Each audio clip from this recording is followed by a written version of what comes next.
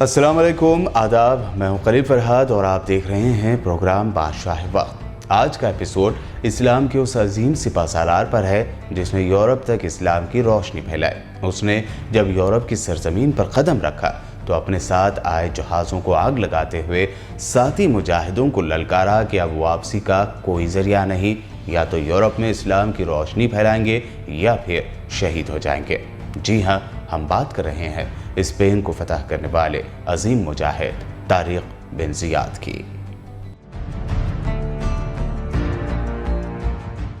वक्त था उस दौर का जब मूसा बिन नसीर अफ्रीका के वाली थे।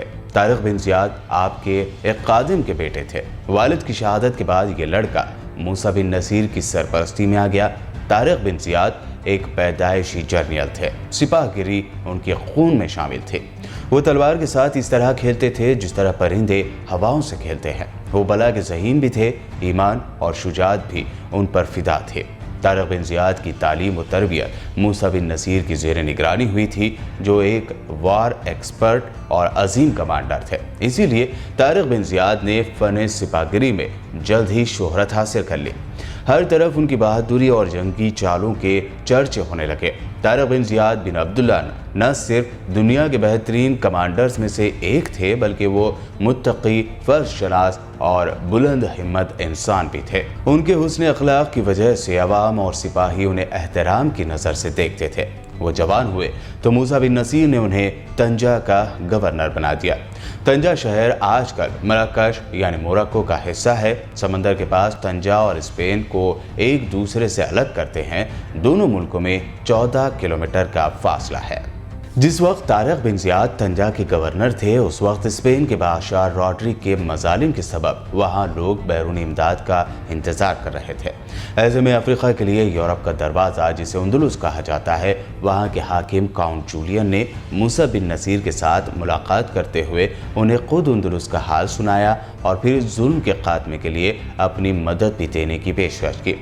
काफ़ी सोच विचार और खलीफा मरवान बिन अब्दुल मलिक से इजाज़त के बाद मूसा बिन नसीर ने तारिक बिन ज़ियाद के साथ 7,000 का इस्लामी लश्कर दिया और अंदलुस पर चढ़ाई का हुक्म दिया। उस वक्त शायद ही किसी ने सोचा होगा कि ये बेहद कम लश्कर स्पेन की लाखों की अफवाज को शिकस्त देकर इस्लाम का परचम बुलंद करेगा। वाली अफ्रीका मूसा बिन नसीर की जानिब से दिए गए 7,000 के लश्कर, जिसमें सिर्फ 300 अरब जंगजू जबकि बाकी सब बर्बर कबीले के सिपाही शामिल थे, तारिक बिन ज़ियाद अंदलुस और फिर स्पेन फतह करने के लिए रवाना हुए। ये इस्लामी लश्कर 5 रजब 29 हिजरी मुताबिक 28 या 30 अप्रैल 711 ईस्वी में अंदलुस के एक पहाड़ पर उतरा, जो बाद में इस्लामी सिपहसालार तारिक बिन ज़ियाद के नाम से जबल तारिक के नाम से मशहूर हुआ। आज अंग्रेज़ी में इसे जिब्राल्टर कहते हैं। चंद हिस्टोरियन कहते हैं कि इस मौके पर तारिक बिन ज़ियाद ने अपने साथ लाई हुई तमाम कश्तियों को जला दिया ताकि सिपाहियों के दिलों में वापसी का ख्याल ना आए, और फिर इसी इस्लामी लश्कर ने बासानी आसपास के जजीरे और शहर फतह कर लिए। तारिक बिन ज़ियाद ने उन शहरों के फसीलों और किलों को दुरुस्त कराया। वो अंदलुस के शाही लश्कर से मुकाबले की तैयारी करने लगे। उधर जो चंद शहर कब्जे में आए थे, वहाँ के बाशिंदों में एक हलचल मच गई। इस इलाके का गवर्नर इन अजनबी हमलावरों को साहिल पर देखकर खौफजदा हो गया। उसने मुकाबले की जुर्रत की, लेकिन एक हमले में बुरी तरह से हार गया। उसने अंदलुस के बादशाह रॉड्रिक के पास एक तेज़ रफ्तार पैगाम भेजा और उसको खबर दी कि हमारी ज़मीन पर एक बला उतरी है। हम नहीं जानते कि यह आसमान से नाजिल हुई है या ज़मीन से निकली है। स्पेन के जालिम बादशाह रॉड्रिक को जब तारिक बिन ज़ियाद के हमलों की खबर मिली तो वो इस अचानक आने वाली आफत, जी हाँ, उसके लिए आफत ही थी, वो बहुत घबराया और फिर जंग की तैयारियां शुरू कर दी। मुल्क व कौम और मजहब के नाम पर अपीलें की, अपने मुखालिफिन यानी दुश्मनों को भी बुलाया और फिर एक अजीम लश्कर तैयार किया, जिसके बारे में कहा जाता है कि ये 1,20,000, जबकि हिस्टोरियन ने इस लश्कर की तादाद 1,80,000 भी कही है। बहरहाल जब तारिक बिन ज़ियाद ने दुश्मन की इतनी बड़ी फौज के जमा होने का हाल सुना तो मूसा बिन नसीर को तफसीलात बताईं। मूसा बिन नसीर पहले से ही इस तरह की मुमकिन सूरत हाल का अंदाज़ा लगा चुके थे, इसीलिए उन्होंने स्पेन में दाखिल होने के लिए कश्तियों पर कश्तियाँ तैयार करने का हुक्म दिया था और फिर جب طارق بن زیاد کا میسج ملا تو انہوں نے 5000 فوج طارق بن زیاد کی مدد کے لیے بھیج دی۔ موسیٰ بن نصیر کی جانب سے 5000 کی فوج پانے کے بعد بھی طارق بن زیاد کے پاس صرف 12000 سپاہیوں پر مشتمل لشکر تھا، جبکہ اسپین کے بادشاہ راڈرک کے پاس تھا لاکھوں کا لشکر، جسے دیکھ کر مسلمان لشکر مروب بھی ہو رہا تھا۔ طارق بن زیاد نے اس صورتحال کو دیکھا تو مجاہدین کے خوف کو دور کرنے کے لیے جنگ شروع ہونے سے پہلے کی رات ایک ولولہ انگیز تقریر کی، جس کے الفاظ تاریخ میں درج ہو گئے۔ طارق بن زیاد نے اسلامی لشکر سے خطاب کرتے ہوئے کہا کہ مسلمانوں، خوب سمجھ لو، اب تمہارے بھاگنے کی جگہ کہیں نہیں ہے۔ سمندر تمہارے پیچھے اور دشمن تمہارے آگے ہے۔ اللہ کی قسم، اب سوائے ہمت و استقلال کے تمہارے لیے کوئی راستہ نہیں۔ یہی دونوں اوصاف ہے جو شکست نہیں کھا سکتے۔ تمہارا دشمن اپنی فوج اور سامان جنگ کے ساتھ مقابلے پر آ چکا ہے، اس کے پاس سامان رسد کا ذخیرہ بھی وافر ہے، مگر تمہارے پاس کچھ نہیں سوائے اس کے کہ تم اپنے دشمن سے یہ اسباب چھین کر حاصل کر لو۔ اگر تم نے کوتاہی کی یعنی سستی کی اور بزدلی دکھائی تو تم اکھڑ جاؤ گے۔ میں تمہیں ایسے مقام پر لایا ہوں جہاں سب سے سستی چیز انسانوں کی جانیں ہیں۔ سب سے پہلے میں اپنے آپ سے شروع کرتا ہوں۔ مجھے تم جو کچھ کرتا ہوا دیکھو، اسی کی پیروی کرو۔ اگر میں حملہ کروں تو تم بھی ٹوٹ پڑو۔ لڑائی کے میدان میں سب مل کر ایک جان بن جاؤ۔ اس پرجوش تقریر سے فوج کے دل عزم و ہمت، جوش و خروش اور فتح کی امیدوں سے لبریز ہو گئے اور اسپین کے اندھیرے سے اجالے میں لانے کے لیے نکلی 27 رمضان 92 ہجری مطابق 19 جولائی 711 عیسوی کی وہ یادگار صبح، جب اسپین کے عظیم لشکر اور اس کے مقابلے میں مٹھی بھر اسلامی لشکر کے درمیان خونریز جنگ شروع ہوئی۔ یہ جنگ تاریخوں میں صرف مسلمانوں کی کم تعداد اور دشمن کی بہت بڑی تعداد کو لے کر ہی مشہور نہیں ہے، بلکہ یہ جنگ اس لیے بھی مشہور ہے کیونکہ یہ جنگ یورپ میں اسلام کے داخلے کا سبب بننے والی تھی۔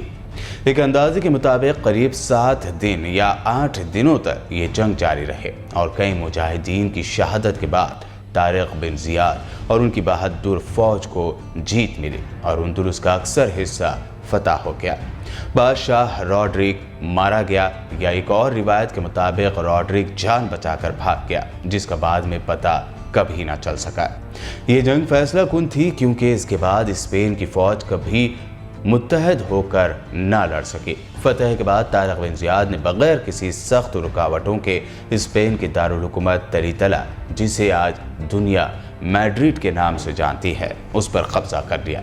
طارق بن زیاد کو اسپین کا گورنر بنا دیا گیا۔ طارق بن زیاد کی کامیابی کی خبر سن کر موسیٰ بن نصیر نے افریقہ کی حکومت اپنے بیٹے عبداللہ کے سپرد کی اور خود طارق بن زیاد سے آ ملے اور پھر دونوں نے مل کر مزید کئی علاقے فتح کیے۔ ہم نے تو بہت شارٹ میں اندلس اور اسپین کے کئی علاقوں کی فتح کی داستان آپ کے سامنے رکھی۔ اگر انہی تفصیل سے سنانے پڑ جائیں تو کئی ایپیسوڈ لگ جائیں گے۔ بہرحال جب بات ہو رہی ہے تلیتلا یعنی آج کے میڈرڈ شہر کی، تو کچھ اس کے بارے میں آپ کو بتاتے ہیں۔ طارق بن زیاد کی فتح کے بعد تلیتلا شہر نے عالمی سطح پر شہرت پائی۔ مسلمانوں کی اسپین آمد نے جہاں یورپ میں اسلام کے دروازے کھول دیے، تو یہاں عیسائی، یہودی اور اسلامی معاشرے کا ایسا گھول تیار ہوا جس کے اثرات یہاں کے کنسٹرکشن، بول چال، رہن سہن میں دکھائی دینے لگا، اور یہ خوبصورت امتزاج آج بھی یہاں کی کئی تاریخی عمارتوں اور مساجد میں نظر آتا ہے۔ تلیتلا یعنی آج کے میڈرڈ میں طارق بن زیاد کی فتح کے بعد تیار کی گئی کئی مساجد آج بھی موجود ہیں، لیکن قریب تمام کی تمام گرجا گھر یعنی چرچ میں تبدیل کر دی گئی۔ صرف ایک مسجد مسیح نور کا ذکر ملتا ہے، جو بچ جانے والی اکیلی مسجد ہے۔ بہرحال یورپ میں اسلام کو داخل کرنے والے عظیم مرد مجاہد طارق بن زیاد نے جس تیزی سے آگے بڑھنے کی چاہ کی، لیکن شاید قسمت کو کچھ اور منظور تھا۔ انہیں ملک شام یعنی سیریا کے دارالحکومت دمشق، جو اس وقت اسلامی سلطنت کا دارالخلافہ یعنی کیپٹل تھا، وہاں سے بلاوا آ گیا، اور کسے پتا تھا کہ طارق بن زیاد اور موسیٰ بن نصیر شاید ہی پھر کبھی یہاں واپس آ پائیں گے۔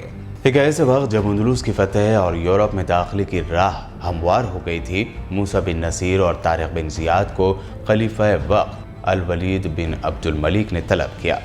दोनों के पहुंचने के कुछ ही दिनों बाद खलीफा की मौत हो गई और उनके भाई सुलेमान को खलीफा बनाया गया।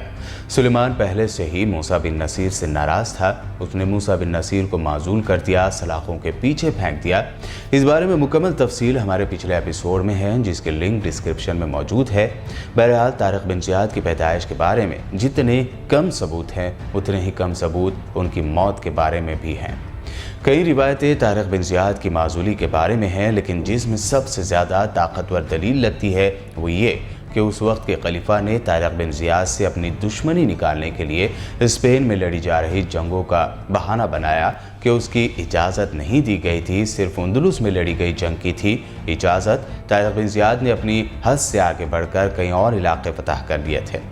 बहरहाल इस्लाम के इस अजीम कमांडर तारिक बिन ज़ियाद की ज़िंदगी के आखिरी दिनों के बारे में बहुत ही कम सबूत मिलते हैं। अपनी माजूली के बारे में तारिक बिन ज़ियाद ने बेहद मुश्किल वक्त गुजारा। अगर वो आज के हुक्मरानों या फौजी जर्नलों जैसा खुद के लिए दौलत समेटते रहते तो शायद उन्हें अपनी ज़िंदगी के आखिरी वक्त में लोगों से सवाल करते नहीं पाया जाता।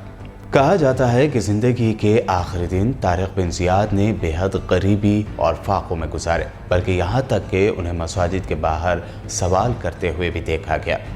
अगर ये बात रिवायत दुरुस्त है तो फिर उमवी सल्तनत के उस अजीम सपहसालार के साथ बहुत बड़ी नाइंसाफ़ी होगी।